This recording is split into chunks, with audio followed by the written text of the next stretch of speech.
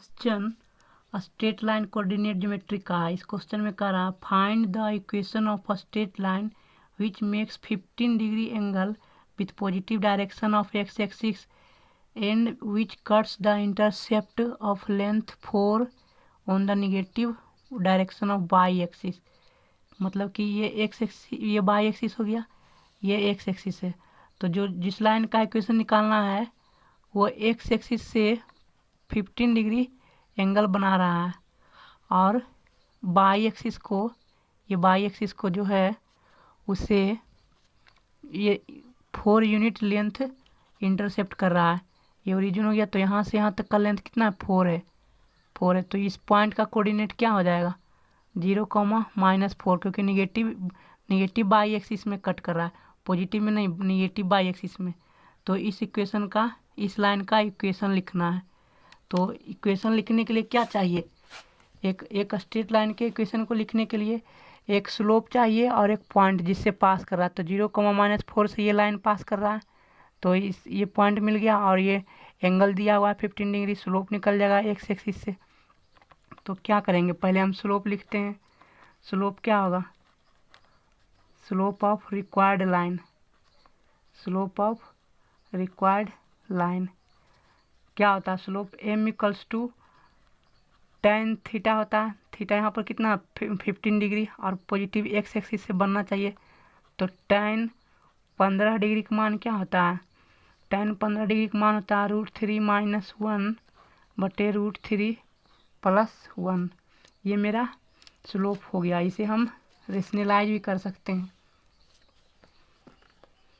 इसे हम रेशनलाइज भी कर सकते हैं। तो जब हम रेशनलाइज करेंगे तो क्या हो जाएगा, √3 - 1 का होल स्क्वायर, नीचे 3 में से 1 जाएगा तो कितना हो जाएगा, 2। तो 3 × 1 = 4, 4 - 2√3 बटे 2। तो आ जाएगा यहाँ से क्या, 2 - √3। ये स्लोप आ गया m। और पॉइंट दिया हुआ किसे पास करा, 0, -4 से पास करा। तो equation of straight line, required straight line क्या हो जाएगा, equation of required straight line क्या, y = mx, y = mx plus c। ये इंटरसेप्ट 4 इंटरसेप्ट कट कर रहा है, -4 यूनिट। तो c का वैल्यू क्या हो जाएगा, c = -4 हो जाएगा। ठीक है, पॉइंट से भी हम कर सकते हैं सोल्व, लेकिन अभी इंटरसेप्ट फॉर्म से सोल्व कर रहे हैं। तो यहाँ से क्या होगा, y = स्लोप निकाल दिए, m = 2 - √3, 2 - √3 × x प्लस c का वैल्यू कितना है, -4, क्योंकि निगेटिव बाई एक्सिस में कट कर रहा है 4 इंटरसेप्ट। तो ये मेरा रिक्वायर्ड आंसर हो गया, y = 2 - √3 × x - 4। ये मेरा रिक्वायर्ड आंसर हो गया। एक क्वेश्चन और ले रहे हैं, उसे सोल्व करते हैं। दूसरा क्वेश्चन, इस क्वेश्चन में कह रहा है P1 और P2 है, P2 are 2 points on either side of 2 lines. यहाँ पर मोड लगा हुआ है, एक बार पॉजिटिव लेंगे और एक बार निगेटिव लेंगे तो 2 लाइन बनेगा। जो दोनों लाइन का कितना डिस्टेंस दिया हुआ, 5 यूनिट डिस्टेंस दिया हुआ, जहाँ from the point of intersection, जहाँ पर कट कर रहा है। तो हम सबसे पहले इस इक्वेशन, इस लाइन का ग्राफ ड्रॉ कर रहे हैं। तो हम पहले वाई एक्सिस बनाते हैं, वाई एक्सिस बनाए, फिर एक्स एक्सिस। तो जब हम इसे अलग अलग 2 मोड लगा हो तो 2 इक्वेशन होगा स्ट्रेट लाइन का। तो इसे हम लिखते हैं अलग अलग। पहला होगा y - √3 × x, जब पॉजिटिव है तो x जब पॉजिटिव है तो बिना निगेटिव साइन का ऑपरेट हो जाएगा मॉडुलस फंक्शन, क्योंकि पॉजिटिव है।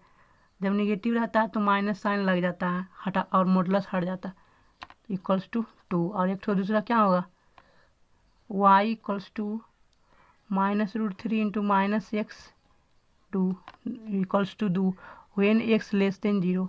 और ये कब होगा, जब x > 0 है तब कंडीशन। ये लाइन होगा, जब x < है तो ये लाइन होगा। तो दोनों लाइन का इक्वेशन बनाते हैं। ड्रॉ करते हैं।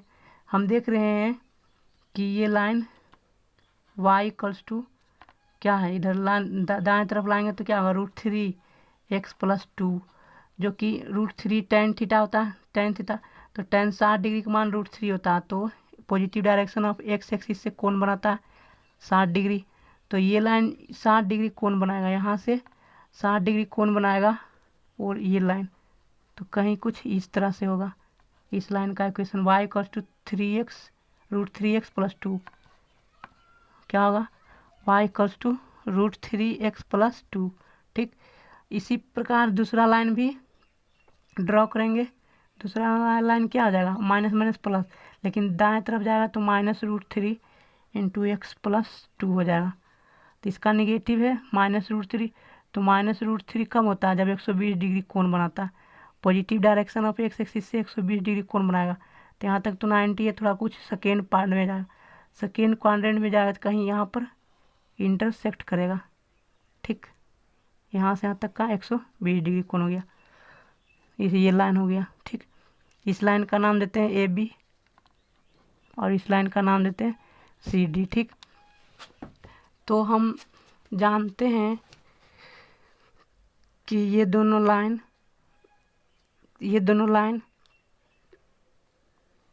के बीच का एंगल निकाल सकते हैं, ये दोनों लाइन के बीच का एंगल निकाल सकते हैं। किस तरह से, tan थीटा इक्वल्स टू क्या फार्मूला होता है, m2 - m1/1 + m1 × m2। ठीक, तो यहाँ से हम निकाल सकते हैं। और ऐसे भी हम देख रहे हैं कि ये एंगल 60 डिग्री है, तो ये एंगल 30 हो जाएगा, ये एंगल 30 हो जाएगा, और यहाँ तक 120 है, तो ये एंगल भी 30 डिग्री होगा, ये एंगल 30 डिग्री। तो ये बाइसेक्टर हो गया, ये बाई एक्सिस है, तो ये एंगल बाइसेक्टर हो गया ये दोनों लाइन के बीच में। जब बाइसेक्टर हो गया तो कह रहा है क्वेश्चन में कि जहाँ पर पॉइंट ऑफ इंटरसेक्शन है, दोनों लाइन कट कर रहा है, वहाँ से 5 यूनिट के दूरी पर मान लेते हैं पॉइंट P1 है। ठीक, और यहाँ से यहाँ तक का लेंथ कितना, 5 यूनिट दिया हुआ है क्वेश्चन में। इसी प्रकार इस पॉइंट ऑफ इंटरसेक्शन से 5 यूनिट की दूरी पर एक पॉइंट क्या है, P2 है, तो यहाँ से 5 मीटर। तो यहाँ से फुट ऑफ परपेंडिकुलर यहाँ ड्रॉ करेंगे, कहीं यहाँ पर आएगा, दोनों एक ही जगह पर आएगा। तो इस पॉइंट का कोऑर्डिनेट निकालना है n का। ठीक, तो ये परपेंडिकुलर है, तो अगर जो ये 5 लेंथ है और ये 30 डिग्री है, तो क्या हो जाएगा, इसका लेंथ क्या हो जाएगा, 5 इंटू cos 30 डिग्री, ये लेंथ निकल जाएगा। वो यहाँ इस पॉइंट का नाम दे देते हैं R, तो R से N तक का, तो R से N तक का दूरी क्या हो जाएगा, यहाँ से P1 माने 5 unit into cos 30 degree, 5 into cos 30 degree, तो क्या होगा, cos 30 डिग्री का मान √3/2, ये हो गया। ठीक, तो ये हम यहाँ पर जोड़ देंगे, तो इस पॉइंट का कोऑर्डिनेट क्या हो जाएगा,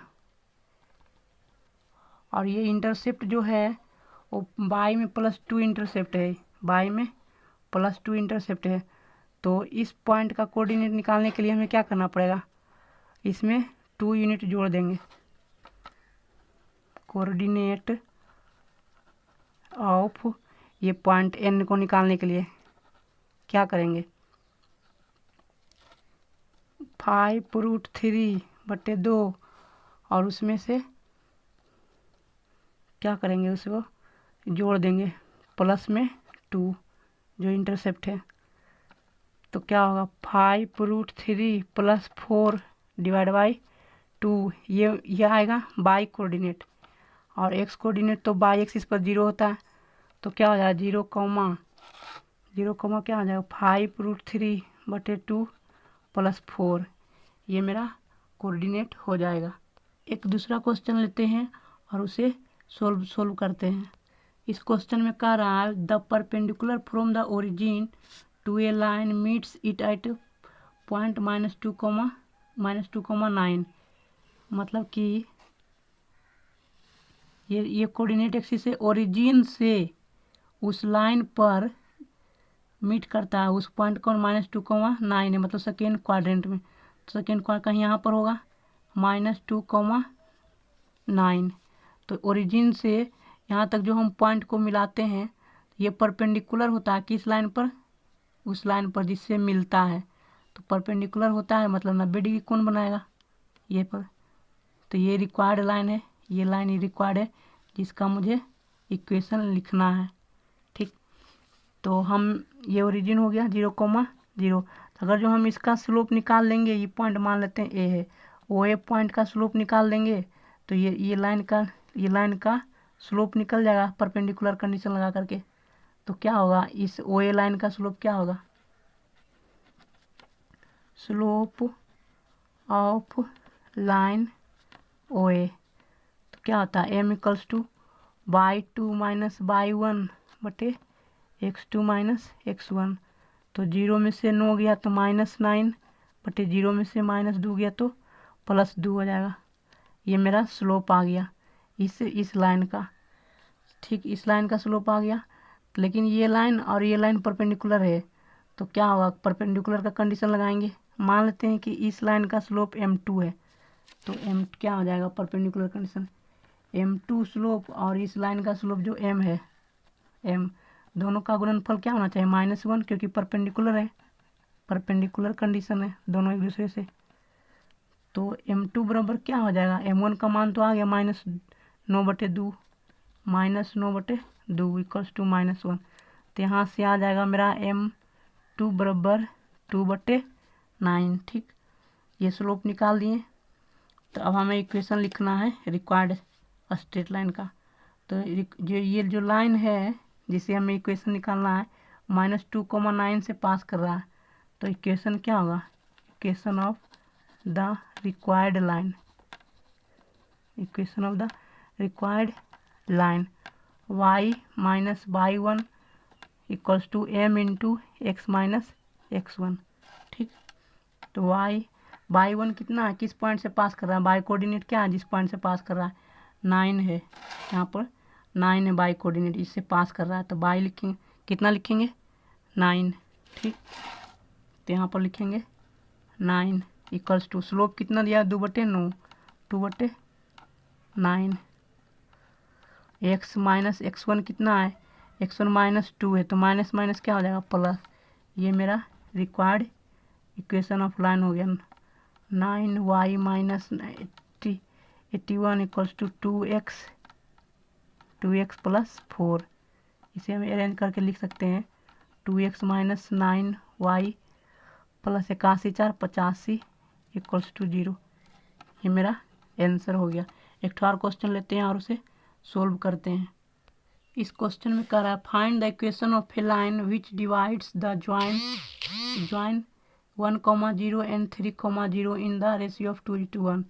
मान लेते हैं एक पॉइंट क्या है 1,0 ये पॉइंट, और दूसरा पॉइंट क्या है 3,0 ये पॉइंट बी है। ठीक, ये पॉइंट, तो इन दोनों को लाइन को ज्वाइन करने वाले इस लाइन को डिवाइड करता है किस रेशियो में 2:1 रेशियो, और परपेंडिकुलर भी है, मतलब इस लाइन का परपेंडिकुलर है, और जहाँ पर ये डिवाइड करता है वो किस रेशियो में 2:1 रेशियो में। ठीक, ये पॉइंट मान लेते हैं m है। ठीक, तो हम इस m पॉइंट का कोऑर्डिनेट निकाल सकते हैं। तो क्या हो जाएगा, इस पॉइंट का कोऑर्डिनेट फार्मूला से m का कोऑर्डिनेट हो जाएगा mx2 + nx1 बटे m1 + m + n, फिर m/2 + n/1 बटे m + n। ठीक, तो हम यहाँ से निकाल सकते हैं इस फार्मूला में लगा करके। m का वैल्यू कितना है 2 इंटू x2 3 है, तो 3 दूना 6 प्लस फिर क्या हो जाएगा 1 गुना 1, तो 6 + 1 बटे 3, इसी प्रकार क्या लिखेंगे 2 गुना 0 तो 0, फिर 1 गुना 0 तो 0, ये तो पूरा 0 हो जाएगा। ठीक, तो मेरा कोऑर्डिनेट क्या आ गया 7/3, 0। अब हम देख रहे हैं परपेंडिकुलर है, तो अगर जो हम ए बी लाइन का स्लोप निकाल लेंगे तो हम इस रिक्वायर्ड लाइन का भी स्लोप निकल जाएगा। तो स्लोप क्या हो जाएगा, slope of A B line m equals to क्या होगा, y2 माइनस y1 बटे x2 माइनस x1। तो क्या होगा, 0 में से 0 गया तो 0 बटे 3 में से 1 गया तो 2, यहाँ पर 0 आ रहा है। ठीक, तो ये 0 आ रहा है, तो इसका मतलब कि स्लोप ऑफ रिक्वायर्ड लाइन क्या हो जाएगा, इन्फिनिटी हो जाएगा। इन्फिनिटी मतलब 1/0। ये इक्वेशन नंबर 1। ठीक, अब हम इक्वेशन लिख सकते हैं, मुझे पता चल गया। तो इक्वेशन ऑफ रिक्वायर्ड लाइन क्या होगा, y minus y1 equals to m into x minus x1। तो y1 किस पॉइंट से पास कर रहा है, यहाँ पर मैंने निकाल दिया है 7/3, 0। तो यहाँ पर 0 रखेंगे, इक्वल्स टू स्लोप निकला क्या 1/0 इंटू एक्स माइनस x1 कितना 7/3, 7/3। ये मेरा आंसर हो गया। तो 0 से जब हम इसे मल्टीप्लाई करेंगे तो ये 0 हो जाएगा, इधर से क्या आ जाएगा x माइनस 7/3। तो ये आंसर हो जाएगा x इक्वल्स टू 7/3।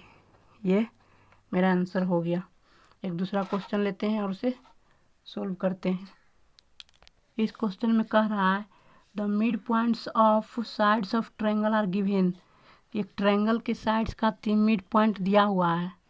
ठीक, जैसे ये ट्रायंगल है ए बी सी, इस मिड पॉइंट डी हो गया ई और ये एफ। तो मिड पॉइंट दिया हुआ कितना 2,1 माइनस 5,7 और एक ठो ये पॉइंट का -5,5 -5।